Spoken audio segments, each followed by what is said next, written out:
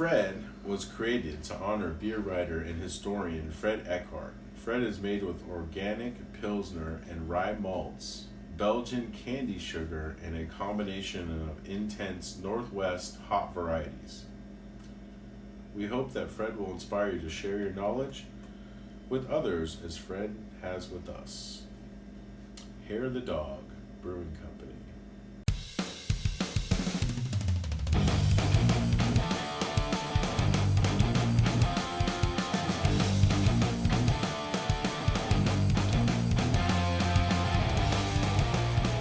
Hey, we are the Tapping Out Show. My name is Jeremy, this is Matt, and we're going to do Hair the Dog's Fred.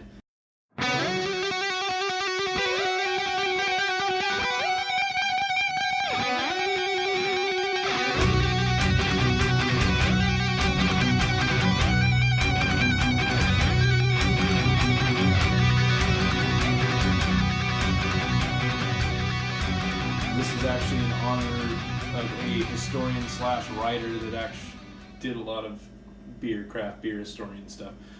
This is a higher batch. There's obviously a bunch of them. The alcohol content on this is actually 10% alcohol by volume.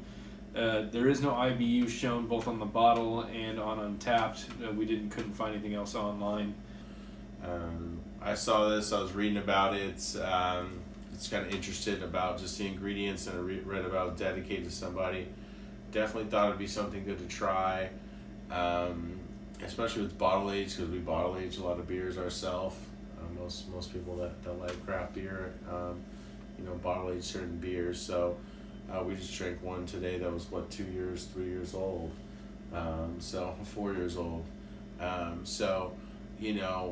That's pretty cool. And I haven't had anything from these people, and I looked it up. I haven't anything from this brewery. Looked them up. The rating was good for this beer, so I figured it'd be a good introduction to, try one of their beers. Well, Hair of the Dog's out of Oregon. We love Oregon beers for some weird reason. Everything that we do, we've done pretty well with with most beers that brewed in Oregon. Yeah, that have been made in Oregon, and I've always brought up. I know they have good water there, so I think that has a lot to do with it. Good water, a lot of water sources, good water, quality water. Seem to be a lot of good ingredients used in it. Right. Which always helps when you're doing food, alcohol, anything like that. Our neighbors from the north are very famous for making their own stuff, creating their own stuff, farming their own stuff, and I'm not saying that they do, but I'm pretty sure that they do, because everyone else in Oregon seems to do a pretty similar process. Like I said, this is 10% alcohol by volume. It's actually aged from the brewer. This isn't something we set on the shelf like a stout.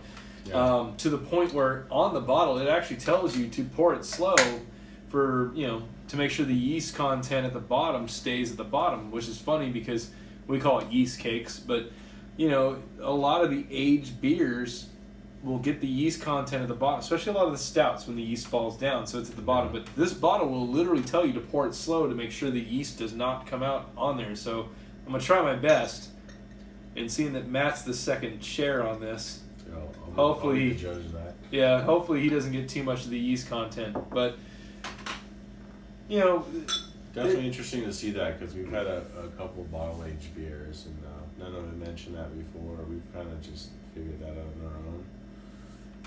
Not only that, but drink your beer and not chew on it. There's a little bit of content to it. I say a little bit at the bottom to it, but not too bad. It's funny because this is a little lighter colored for most of the yeastier beers that we try. It doesn't smell yeasty. It actually smells really sweet, almost caramel. It smells like 10% alcohol though. You know what it reminds me? It reminds me of a high-end Belgium. It smells like a bottle-aged Belgium.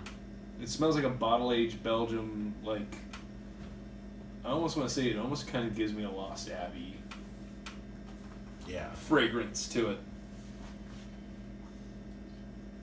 I mean, I'm not sure if you're missing that or not, but no, definitely. It super, definitely smells like it means business. It's a 10% alcohol beer, so it's not no joke. Well, I smell the booze, I smell malt, and I smell caramel. That's what I smell. Yeah, I'm picking up all that as well. You ready? Yeah, definitely. I'm interested in what this thing tastes like. Cheers.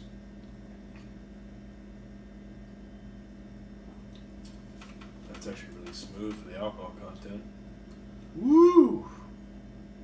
Except for that back end. Hey, it's Wow. One yeah, more. it's more of a sipper. It's good though. It Yeah, that definitely second one got- doesn't change. It's got the vapors, Yeah. alcohol vapor for sure. I'll go first. So, it's got a pretty smooth taste to it in the beginning. And I do mean that. In just the beginning. It's got a caramel taste to it. It's very sweet. Easy to drink. Once it hits the back of your palate, and once it hits your gut, you can taste the alcohol content. You can taste that this has been Very aged. boozy, Yeah, you can taste this has been aged. You can taste it even with the bottling aging. It sits like right here. And that's not a bad thing if you're into strong ales, Belgiums, things of that nature, stouts. Yeah.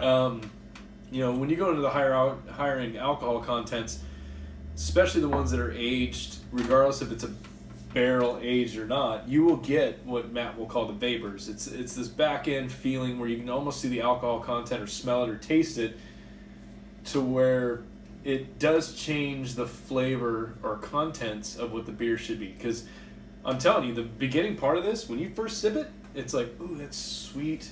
Yeah. Ooh, that's really easy to drink, and then it kind of goes, like you can almost breathe it out, It's really boozy. like a shot of alcohol Yeah, boozy. and that's what I mean by the vapors. It's like that when you're gonna take a shot. It's like the vapor off that alcohol because it's so strong. It's pretty strong though, and not that I can't handle strong beer. It's just Not what you expected. I didn't know what I expected, but definitely not what I expected because I don't know. I just didn't expect it to be that hardcore, even though it is 10%. Even for a strong ale or a Belgian ale kind of style, like Yeah, 'Cause- I mean it's just really boozy, but I do like the flavors though. no, it It's tastes got great. good flavor. It's just that back end that just kicks you in the It's ass. just a man's beer, you know. It's kick you in the teeth. So only so many people could really handle something like this. Luckily, we can barely, right? But kind of hard to rate because it's not really. Typical. Um, Even for this kind of category, the Belgium strong ale category, this is kind of unique, which is not in a bad way. It's just different. It's got like all the makings of a strong ale. It's sweet, it's caramely, it's tasteful. It's got some good kicks to it. But that booze back end it's not off-putting, but it's weird. It's almost not what I expected. Even with the alcohol content that this thing has, it's kind of off-putting. It really is, where you're kind of going. I would say this is almost like a. I would say this is like a connoisseur beer, almost Yes. like a Scotch. You know, like somebody that would want a 20-year-old Scotch, or some kind of really strong flavored, sipping kind of, kind of Enjoy thing. slowly. Yeah, I would say that's what this is for. I really didn't know what I was getting into. I just kind of read it, had a good rating, thought I'd try it. It's more, I would say, your kind of beer. No, it is. But it's definitely going to be too boozy for most beer drinkers.